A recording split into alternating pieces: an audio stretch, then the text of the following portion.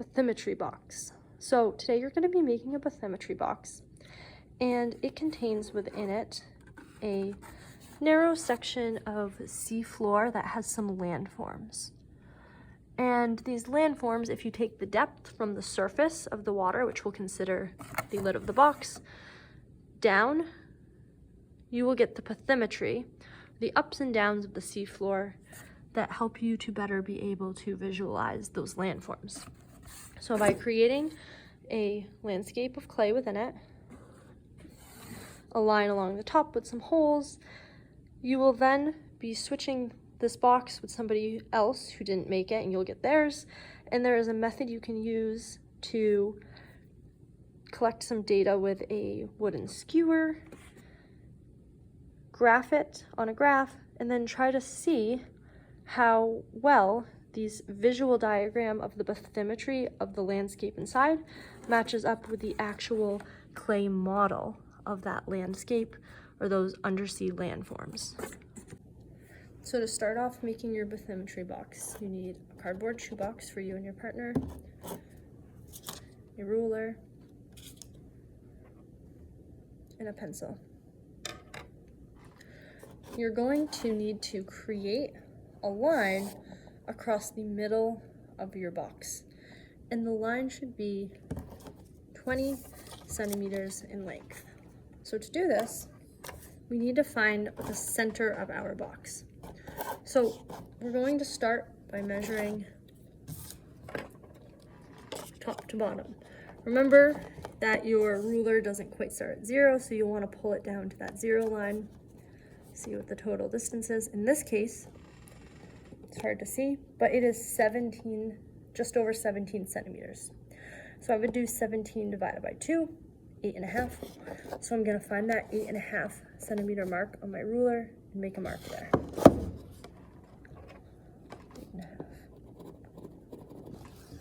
8.5. You can kind of see the mark. Now we need to find so that's the center vertically. Now we need to find the center horizontally. Take our ruler, line up the 0 with this end, find that pencil mark that we just made, be in line with that. All right, 25 centimeters it reads across. So half of 25 is 12.5. If you need a calculator, you can use that, or a Chromebook. I'm gonna make my mark at 12.5. Okay. So this right here is the center and the height. This right here is the center the long way. So we would want the center, the box the long ways here. We're just going to move it up a little bit because the center vertically is here. Okay, so I'll make an X. And the center of our X is the center of our line. So now we know that we're just going to make a line that goes 10 centimeters one way and 10 the other. The reason we're going 10 one direction and 10 the other is because we want a 20 centimeter long line. So yes, even though we know that this is 12.5 centimeters from the edge, 12.5 centimeters from the edge, we only want our line to be a total of 20. So we're going to go 10 out to the left, 10 out to the right, and we can sketch that in with our pencil using our ruler. So now you'll do the same thing, creating a 20 centimeter line inside of your box. You're going to want to remeasure the inside again because your inside of your box might be a little bit shorter, wider, depending on the overhang of the top box. So you'll just want to create a center line of 20 centimeters once again within your box using the same methods that we did to create the line on the top. Once you have both the line on the top of the box and, I don't know if I can get this thing open, the line on the inside of the box, it's a little hard to see, but you can kind of see it. You're ready to mark your line with 1 centimeter intervals. So you're just going to take your ruler, use the centimeter side, and at every centimeter you're going to do a little notch, a little mark with your pencil. So put the end all the way at that 0, the end of our line. Then you're going to mark 1 centimeter, 2 centimeters, 3, and so on, creating little tally marks or notch marks, making a number line. Of our marks, all 1 centimeter apart, on the top of our box, we're going to label them. And we're imagining that each of these marks, instead of representing a centimeter apart, because this is a model of a transect or line that runs across the ocean floor, we want to be looking at landforms and what exists for landforms along that line. But centimeters would be a really, really small distance in the ocean, and we wouldn't see many landforms, if even a single landform in that short of a distance. It just wouldn't be enough space to measure it. So we're going to instead, on our model, make each one of these 1 centimeter tick marks. We're going to make them 100 kilometers, or approximately 62 miles. Okay, so now we've labeled the notches going up by hundreds. 100, 200, 300, 400, 500. Keep in mind, it's just easier to write it going down versus across, because then it's kind of squishy.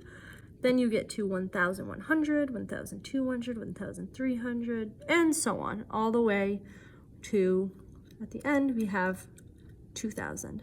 So it's a 2,000 meter long transect of seafloor. And I labeled that here, so you could label yours that as well. And basically transect just means line. Once you're done this part, raise your hand, someone will check, and if this looks good, you'll be able to go over it in Sharpie so it's easier to see. All right, so here we have the darkened top of our box. We've just gone over everything in marker. 2,000 meter, wait, it should be kilometers, so I just need to change my units to kilometers. 2,000 kilometer transect of seafloor. I'll fix that. Change that M, KM. Okay, 2,000 kilometer transect of seafloor. And you can label it Bathymetry Box, and you should write your group names. Make sure that you also got the darkened the inside line as well.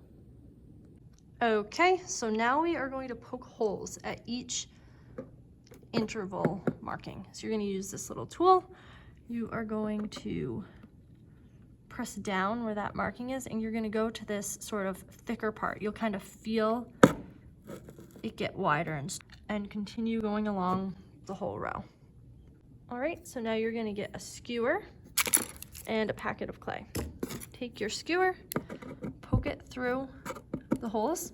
If it doesn't fit, which mine doesn't, you're going to need to use that tool to go back and widen it a bit.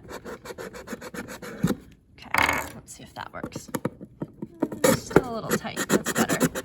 But now it fits through. And it should be a snug fit, but it should be able to fit through. So my others are definitely too small, so I'll just have to go back and make them all a bit bigger.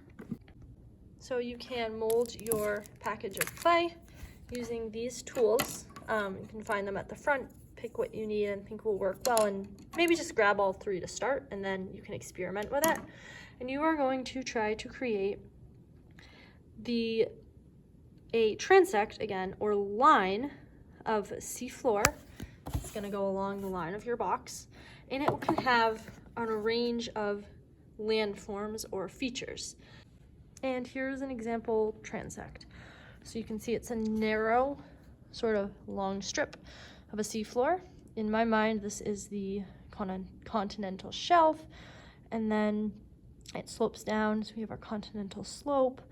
We have a little bit of a continental rise here, again, where that sediment would have been eroded and kind of built up near the foot of our slope. This is a flat region. I would consider that an abyssal plain. Here, drops down. That would be our, maybe a oceanic trench.